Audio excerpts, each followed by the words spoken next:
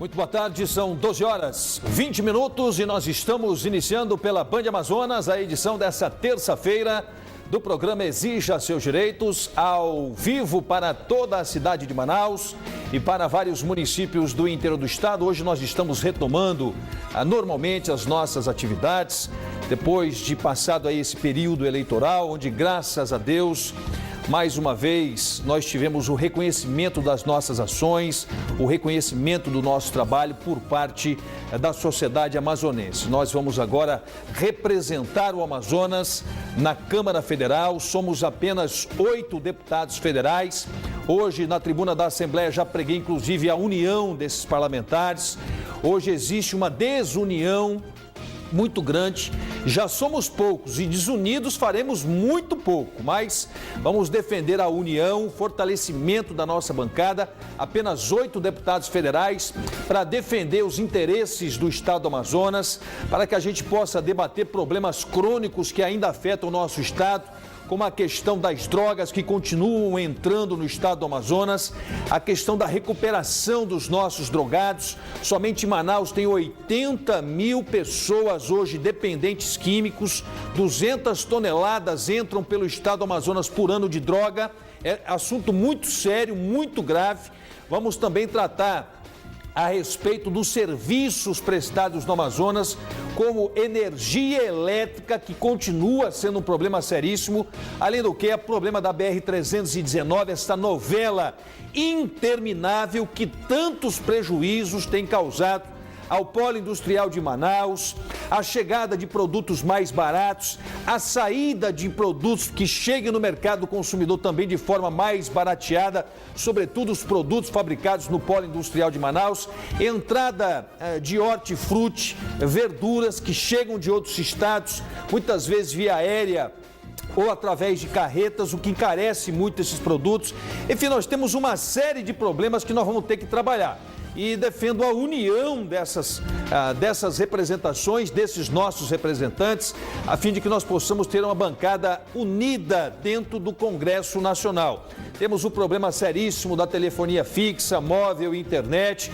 Vamos também debater esse assunto na Câmara dos Deputados em Brasília, a fim de que nós possamos dar respostas à sociedade amazonense.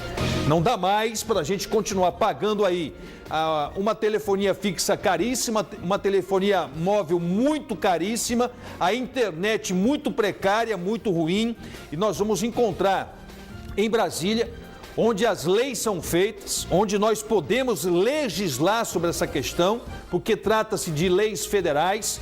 Vamos tratar dessa questão com muito respeito e com muita responsabilidade. E claro, sem perder o nosso contato com o estado do Amazonas. O deputado federal não precisa se isolar em Brasília. Ele não pode, de maneira alguma, adotar essa política de isolamento. Ele precisa sempre estar atento, vigilante, dialogando com a sociedade amazonense, a fim de que possa, ouvindo a população, criar os mecanismos, criar as políticas para que sejam dotadas em favor da sociedade. Nós vamos continuar, claro, com essa bandeira importante que nós iniciamos e inauguramos no programa Exija Seus Direitos já há 18 anos, que é a bandeira da defesa do consumidor. Se tem algo que nós não vamos nos afastar 1 milímetro, será exatamente nessa questão da defesa intransigente dos direitos do cidadão, dos direitos do consumidor, dos direitos da consumidora. E nós vamos fazer muitas parcerias em Brasília, nós vamos estabelecer uma política de parceria para que a gente possa cada vez mais fomentar o debate e, acima de tudo, ações em favor dos consumidores no estado do Amazonas. Algumas coisas precisam ser revistas nesse país, sobretudo a questão de uma reforma política no Brasil. Não dá mais para a gente continuar convivendo com certos corpos estranhos na política brasileira que não combinam com a nossa democracia. Essa situação de governador ser candidato à reeleição no exercício do mandato tem que acabar no Brasil. Alguns governadores, inclusive, pediram licença dos seus cargos para poderem se candidatar à reeleição. Mas a maioria dos governadores, por conta da ausência de uma legislação, continuam operando a caneta e continua operando o Instituto da Reeleição. Isso tem que acabar no nosso país. Então, preciso defender também uma reforma política séria nesse país. Não dá mais para a gente ter 32 partidos no Brasil, 32 partidos, e a grande maioria desses partidos se prestam, inclusive, a ser partidos de aluguel.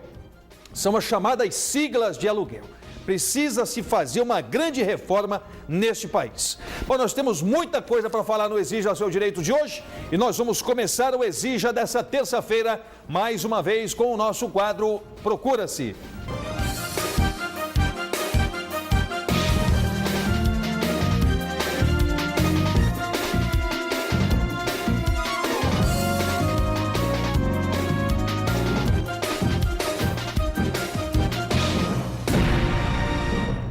Olha, eu já recebi ontem uma boa notícia da produção do nosso programa. Nós temos reencontros para fazer.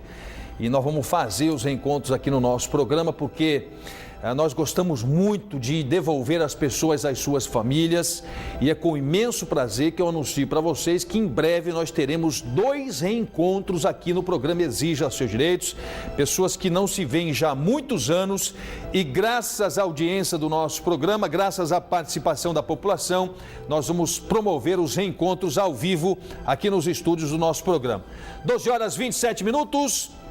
Hoje nós teremos a participação da Manelina Bode Seixas, que viria ao nosso programa tentar informações a respeito da prima, a Lucineide da Silva Santos, que é natural de Oriximiná, no nosso querido estado do Pará. Segundo a Manelina Bode Seixas, a jovem Lucineide da Silva Santos veio para Manaus em 85, quando tinha 16 anos de idade. Ela ia trabalhar na casa do senhor Antônio Granda. Desde então, a família não teve mais notícias da jovem. Morava com seus pais, a Maria Custódia da Silva e o Raimundo Lopes Viana Santos, e mesmo contra a vontade dos pais, o Antônio Granda teria trazido a jovem Lucineide para Manaus. Segundo informações, o Antônio, que morava em Oriximiná, falecido, só é viva a esposa, dona Alice, mas a jovem Lucineide da Silva não morava mais com eles. Conheceu um rapaz, foi morar com ele. O seu Antônio indo atrás dela para voltar para casa, não voltou nessa época e eles moravam na colônia Santo Antônio. A Manelina Bode Seixas pede através do nosso programa, se alguém tiver alguma informação sobre Lucineide da Silva Santos, que por gentileza entre em contato com a produção do programa Exija Seus Direitos. Os bancários anunciaram hoje o final da greve. Foi uma greve rápida, mas que causou sérios transtornos aos usuários das agências bancárias na capital e também no interior do estado. Os detalhes nós vamos acompanhar direto na reportagem da Amanda Mota. Depois de 8 dias de paralisação, os bancários do Amazonas, seguindo recomendação do Comando Nacional, decidiram pelo fim da greve. As agências bancárias estavam lotadas na manhã desta terça-feira e o consumidor voltou a reclamar dos serviços. Até o momento que eu estou aqui, mas a gente vê a falta de mais agilidade do lado dos atendimentos. E não pude ser atendido pela quantidade de pessoas que tem, Querendo ou não, atrapalha a gente isso, E não botam pessoas suficientes para atender. Depois de mais de 7 dias em greves, E a gente passa dessa forma a sofrer. O povo quase quebra aí as portas, aqui a porta do banco e tudo. Eu acredito que depois de greve ou em dias normais, sempre é assim, nunca muda. Os bancos aceitaram a proposta da Federação Nacional dos Bancos em aumentar o reajuste salarial. A única exceção foi o BASA, que continua com serviços suspensos. Olha, menos mal que a federação... Eu já fui bancário. Eu já fui 8 anos bancário na minha vida. Eu sei a dificuldade que é ser bancário nesse país. Os bancos, por sua vez, cada vez, Júlio, é igual você, fatura cada vez mais. Fatura cada vez mais. Os bancos, aliás, nunca faturaram tanto, igual o Júlio, nunca faturaram tanto quanto neste momento no nosso país. Mas pagam mal os seus funcionários, não oferecem segurança aos seus clientes, não oferecem condições dignas de trabalho aos bancários. E isso não é de hoje. Não é de hoje que se fala em greve de bancos, não é de hoje que se fala em paralisação, não é de hoje que se reclama da política financeira dos bancos. Banco nunca cobrou tanto juro nesse país quanto cobra nesse momento. E os bancos nunca faturaram tanto quanto faturam nesse momento, mas não pagam os seus funcionários como deveriam pagar e mais do que isso, não oferta ao seu correntista uma segurança que deveria ser de primeiro mundo. Não cumprem leis, tem lei do biombo que os bancos não cumprem, tem a lei do telefone que os bancos não cumprem, tem a lei das filas que é de minha autoria que os bancos não cumprem, enfim, tem muita coisa que nós precisamos fazer em Brasília contra também a política nefasta e condenável da maioria das agências bancárias. E nós não estamos falando apenas e tão somente dos bancos privados. Nós estamos falando também dos bancos públicos, que são patrimônios do povo brasileiro, como a Caixa Econômica Federal, como o Banco do Brasil, que também prestam um serviço muito ruim, não respeitam seus clientes, não respeitam seus consumidores, não pagam como deveriam pagar os seus funcionários. Nós vamos levar também este assunto para a Câmara dos Deputados. Vamos fazer audiências públicas, nós vamos fazer tudo que estiver ao nosso alcance para que a gente possa verdadeiramente cumprir com o nosso papel de ser o representante, ser a voz do Amazonas na Câmara dos Deputados em Brasília, como nós temos sido a voz dos consumidores, do cidadão, da cidadã na Assembleia Legislativa. E para mim, tão pouco importa que seja Bradesco, seja Itaú, seja Coca-Cola, seja 7-Up, seja o que for, nós vamos para cima e vamos exigir os nossos direitos, custe o que custar e doa em quem doer. Quem anda pelo trânsito caótico de Manaus tem percebido que as carretas estão cada vez em maior número na cidade de Manaus e cada vez tombando mais. Eu, sinceramente, evito mais ao máximo ficar parado ao lado dessas carretas. Eu tenho muito medo daqueles containers caírem sobre mim. Eu não paro do lado de carreta, eu evito muito essas carretas. Existe, inclusive, denúncia, e é denúncia séria, de que eles não apertam um pino que tem ali no container com a carreta, exatamente porque se a carreta tombar, o cavalo não vai junto, vira só o container. Isso já foi objeto, inclusive, de discussão aqui nesse programa. Algumas pessoas nos alertaram a respeito dessa prática. Isso é muito perigoso o que está acontecendo na cidade de Manaus e é preciso que haja uma fiscalização mais intensa para coibir esta prática e essa denúncia que nós recebemos de pessoas, inclusive, especializadas nessa área do transporte. São pessoas que afirmam categoricamente que muitos proprietários desses veículos não colocam o pino, a trava de segurança, exatamente para que, se houver o tombamento, que o cavalo, que o caminhão não tombe junto com a carga, não tombe junto com o contêiner. Isso é muito sério.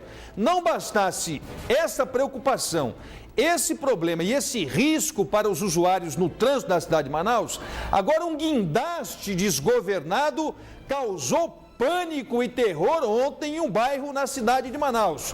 O Exija Seus Direitos esteve lá e os detalhes nós vamos acompanhar direto na reportagem. Por volta das 3 horas da tarde desta segunda-feira, no bairro Nova Vitória, um guindaste desgovernado causou prejuízos aos moradores da pista da raquete. Segundo informações de transeuntes, a ladeira da Rua W já causou vários acidentes no local, envolvendo ônibus e até mesmo carretas. Ao descer a ladeira, o guindaste perdeu o controle, atingiu 3 carros e invadiu esta área que ficou completamente destruída. Esta residência de 2 andares também teve sua estrutura comprometida. Por pouco, não aconteceu uma tragédia maior. Seu Denis de Souza é proprietário da residência. Não estava em casa no momento do acidente, mas 7 pessoas da família presenciaram momentos de horror. O horror foi praticamente uma tragédia, né? Que eu estava fora de casa, me ligaram, aí os vizinhos que me ligaram.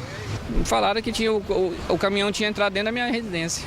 Vânia Guedes estava na frente de sua casa e teve seu kitnet destruído pelo impacto do veículo. E agradece por não ter acontecido pior. Com certeza, eu estava do lado do carro, só que eu me afastei um pouco para ver se o ônibus vinha. Foi na hora que os carros foram levados e tá todos os 2 carros aí dentro da casa do homem. O técnico da Defesa Civil, o senhor Antônio Vieira, afirmou que as providências estão sendo tomadas e que a prioridade é a segurança dos moradores. O que teria que ter sido feito já foi feito, que era resguardar a integridade da família que morava aqui no local. Isso foi feito. De imediato a empresa levou ele para um apartamento, para um hotel, colocou a família em segurança. E quanto ao acidente, estou aguardando o pessoal do Chibatão, do Posto Chibatão vir aqui para a gente tentar negociar, que eles vão ter que fazer a demolição dessa parte da casa, para que faça a reforma e entregue a casa intacta para o cidadão, o dono do imóvel. Bom, menos mal que os prejuízos foram apenas materiais, a gente vai ficar na torcida para que o poder público verdadeiramente possa fiscalizar com maior rigor todos os veículos. Depende se seja guindaste, caminhão, caçamba, esses caminhões carretas, que levam containers, os ônibus, todos os veículos precisam passar por uma inspeção rigorosa dos nossos órgãos de trânsito.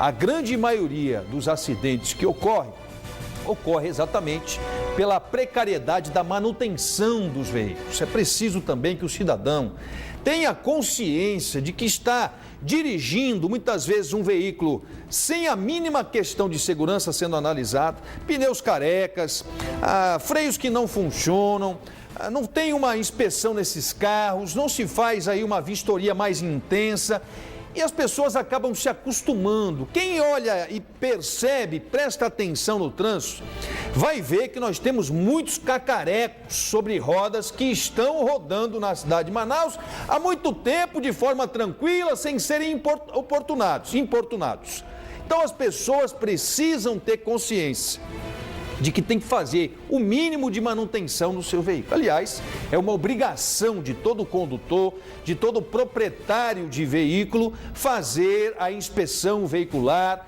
fazer as vistorias no seu veículo e trafegar dentro do que determinam as regras. O problema é que o brasileiro, de uma maneira geral, se acostuma com o famoso jeitinho brasileiro de deixar tudo para depois, de não fazer as vistorias no seu veículo, de não fazer a manutenção no seu veículo, de não fazer aí aquilo que determinam as regras e o que determinam a legislação. Infelizmente, o resultado são acidentes, alguns acidentes gravíssimos, pessoas que insistem ainda em desrespeitar limites de velocidade na cidade de Manaus. É um problema seríssimo, seríssimo. Quem já não passou por esse dissabor de perder parentes ou amigos vítimas de acidente, com certeza conhece alguém que teve esse dissabor. É algo muito cruel que acontece no trânsito brasileiro de uma maneira geral.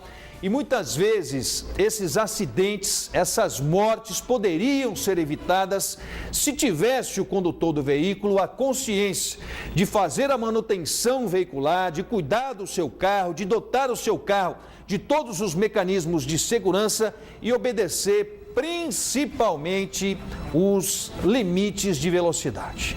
As estradas brasileiras, o trânsito brasileiro, continua matando e matando de forma desenfreada. De nada adiantam os radares que são instalados e muitas vezes transformados apenas em caça-níquel. De nada adiantam as campanhas publicitárias.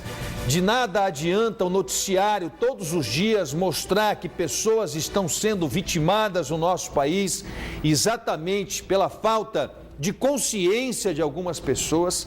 As pessoas precisam compreender que todos nós temos papéis a serem desempenhados. E o papel do motorista é um papel primordial. Motorista que se adequa à lei, que se adequa às regras do trânsito, que para na faixa para o pedestre passar, que respeita o limite de velocidade, que não ultrapassa o limite de velocidade, que respeita a sinalização, é o motorista que dificilmente vai contribuir para o aumento das estatísticas do trânsito no Brasil de uma maneira geral. Nós precisamos ter a consciência de que nós estamos dentro de uma sociedade, e uma sociedade que vive sobre leis e regras, e todos nós estamos sujeitos ao cumprimento dessas leis e também dessas regras. São 12 horas e 43 minutos. É chuva, é isso? Está chovendo nesse momento? Nesse momento chove aqui no Aleixo.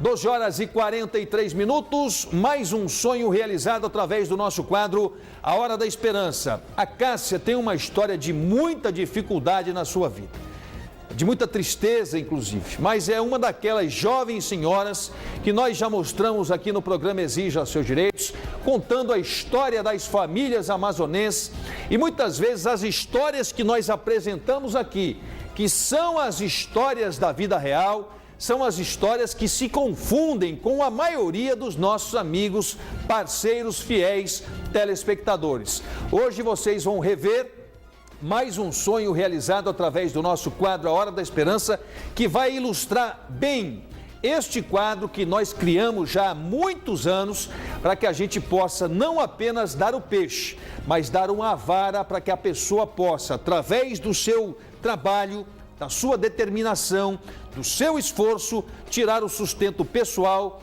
e também da sua família. Mais uma história bonita com um final feliz, nós vamos acompanhar na reportagem do Oliver Castro para o nosso quadro A Hora da Esperança.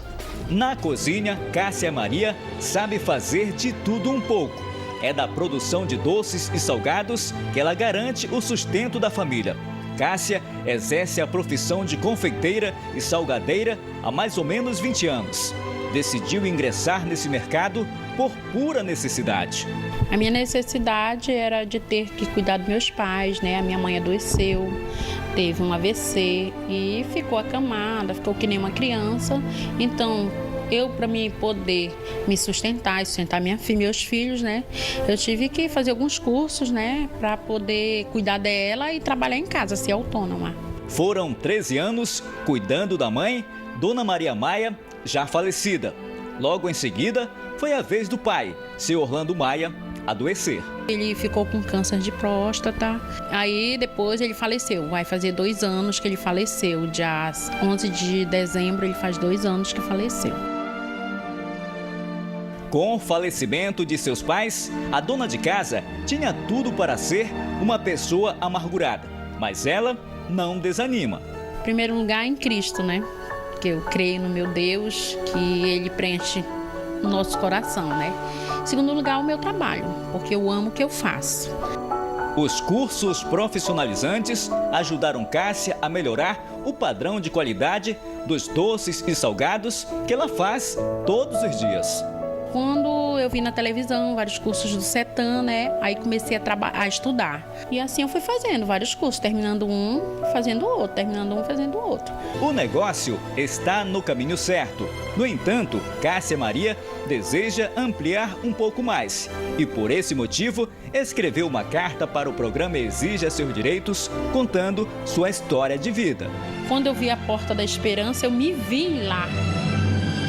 Por isso que eu escrevi, eu digo, Senhor, eu vou ganhar, porque eu preciso desse forno. Porque se eu não precisasse, eu não estaria aqui, não teria ido lá, entendeu? Mas eu creio que eu vou ganhar.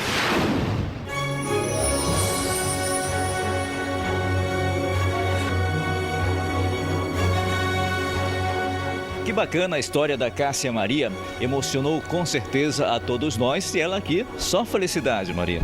Só felicidade, glória a Deus, o Senhor me permitiu, né, que eu ganhasse esse forno, que vai me ajudar muito, e agora, tá chegando dezembro, vai ter mais encomenda em nome de Jesus, né, e agradecer também a Real e a todos vocês, né, que correram atrás do meu sonho. Você me falava que já é um presente de Natal antecipado e também pela passagem do seu aniversário. Isso, meu presente que eu ganhei, meu aniversário foi dia 20 de setembro, e agora Natal também, glória a Deus, já fui, né, já ganhei, já fui, abençoada, né.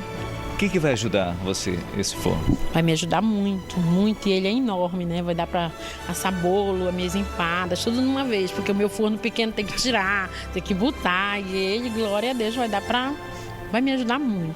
Agradeço ao programa Exija Seus Direitos, né? Que abrem portas para os microempresários, que eu sou uma microempresária. Então, abre porta, como dizem, né? Dá um anzol, né? A vara para você ir pescar. Então, agora eu vou correr muito mais atrás, com mais qualidade, né? E mais eficiência.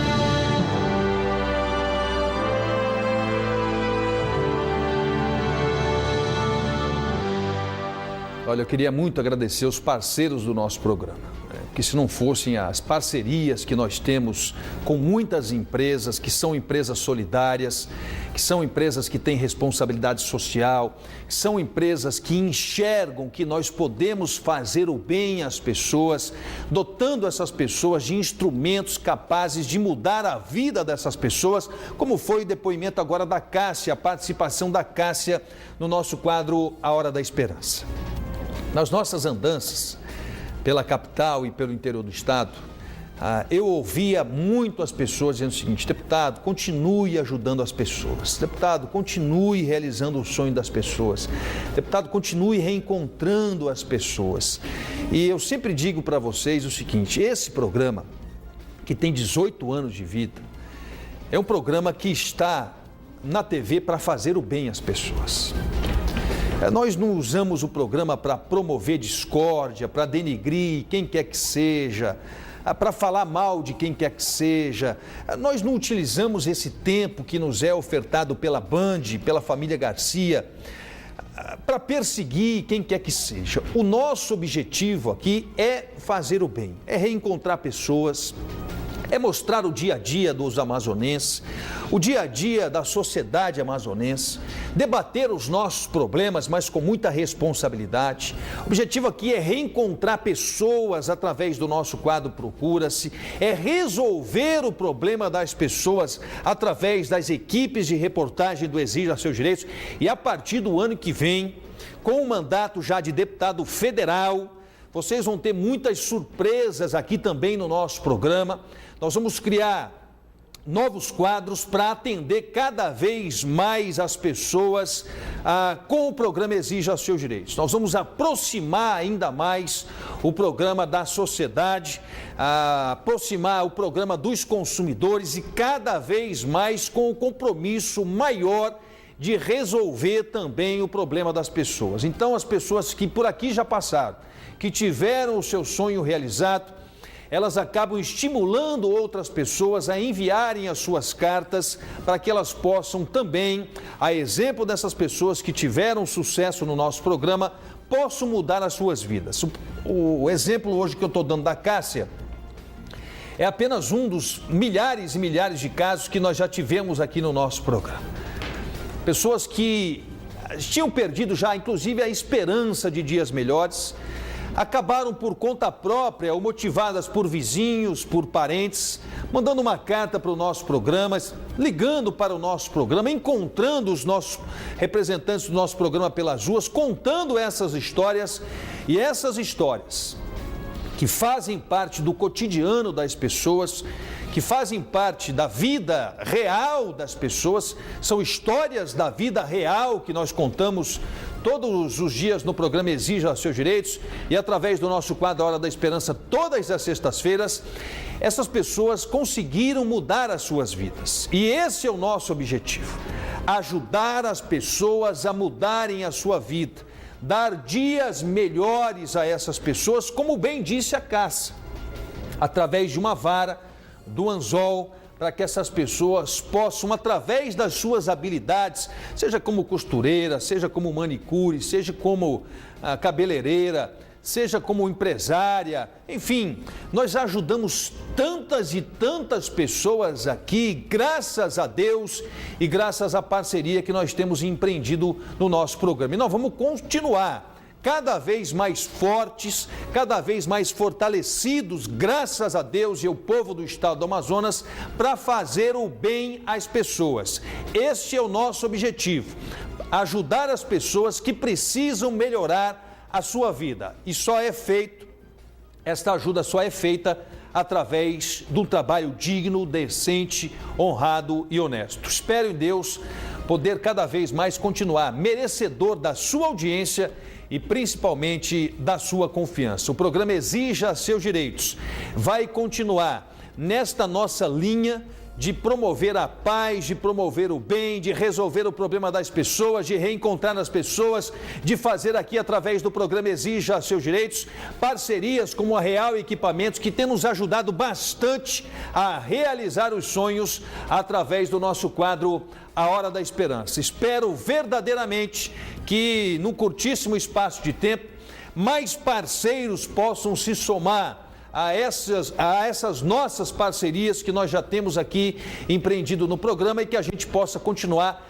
ajudando cada vez mais as pessoas. Nós vamos criar no nosso programa canais de tecnologia, canais tecnológicos para que a gente possa cada vez mais interagir. Para mim, eu não me afugento nem um pouco do início do nosso programa, quando eu sempre disse e continuo dizendo que para nós é importante ouvir as pessoas. É ouvindo as pessoas que nós vamos identificar os problemas.